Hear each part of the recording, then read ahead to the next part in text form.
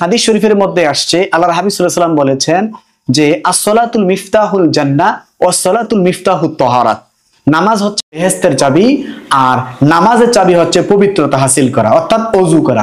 তো দর্শক এই ওযুটি আমরা কিন্তু অনেকেই পারি না। দর্শক আমরা এই ওযুটি কিভাবে করব, সমস্ত ইবাদতের আগে ওযু কিভাবে আমরা করতে হয় তার প্র্যাকটিক্যাল নিয়মটি এখন আমরা দেখিয়ে দিব। আমি এখন ওযুটি প্র্যাকটিক্যাল ভাবে দেখাচ্ছি, আপনারা মনোযোগ সহকারে দেখতে থাকুন।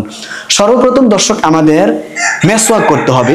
মেসওয়াক করা হচ্ছে সুন্নাত। মেসওয়াক করার পরে আপনারা সর্বপ্রথম দুই হাতের কবজি সহ ধৌত করবেন, এভাবে তিনবার ধৌত করবেন। তিনবার ধৌত করা হচ্ছে সুন্নাত, তিনবার ধৌত করবেন। তারপরে দর্শক তিনবার ধৌত করার পরে আমরা এখন তিনবার কুলি করব। খেয়াল করতে হবে রমজান মাসের মধ্যে গড়গড়ার সাথে কুলি করা যাবে না। রমজানের পরে অর্থাৎ রোজা থাকার পরে বা রোজা যখন থাকবেন না তখন আপনি গড়গড়ার সাথে কুলি করবেন। কিভাবে করতে হয় সেটি আমি এখন দেখিয়ে দিচ্ছি।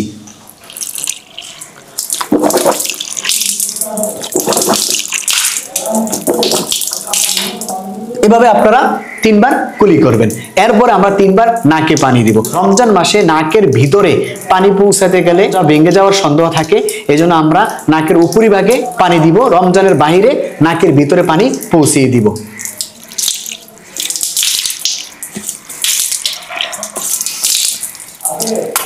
তারপরে আমাদের 1 নাম্বার ফরজ আদায় করতে হবে। এই যে চুলের গোড়া থেকে থুতনু পর্যন্ত, এক কানে লতি থেকে আরেক কানে লতি পর্যন্ত সমস্ত মুখমণ্ডল একবার ধৌত করা হচ্ছে ফরজ, তিনবার ধৌত করা হচ্ছে সুন্নত। এখন আমি দেখিয়ে দিচ্ছি।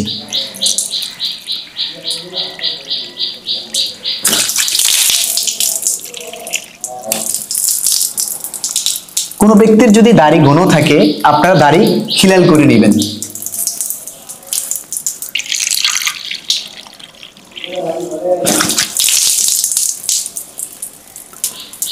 এইভাবে দাড়িগুলা খিলাল করে নেবেন।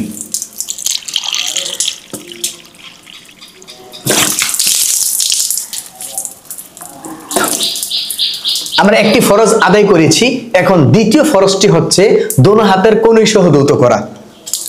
একবার ধৌত করা হচ্ছে ফরজ, তিনবার ধৌত করা সুন্নাত। তা আমি তিনবার ধৌত করে দেখাই দিচ্ছি।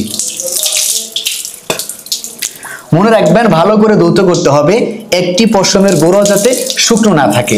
যদি পশমের গোড়া শুকনো থাকে তাহলে আপনার ওযুটি হবে না। তো ডান হাতের কনুই আমি তিনবার ধৌত করেছি, এখন বাম হাতের কনুই তিনবার ধৌত করব।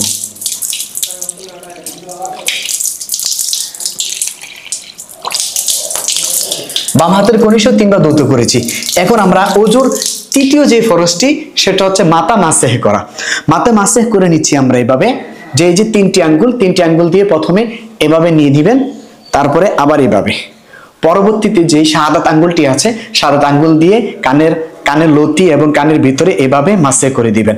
এই বৃদ্ধাঙ্গুলের দুইটি অংশ দিয়ে এভাবে কানটার পিছনে লতিটা এভাবে মাসে করবেন। পরিশেষে এই আঙ্গুলের যে পিছনের সাইডটা আছে এই পিছনের সাইড দিয়ে আপনারা গর্দান মাসে করবেন।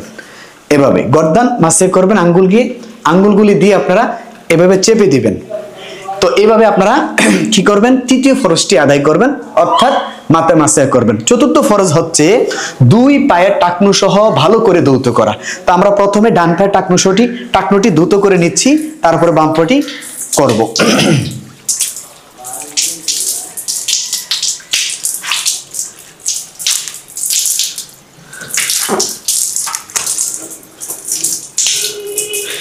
এখন বাম পা করতেছি।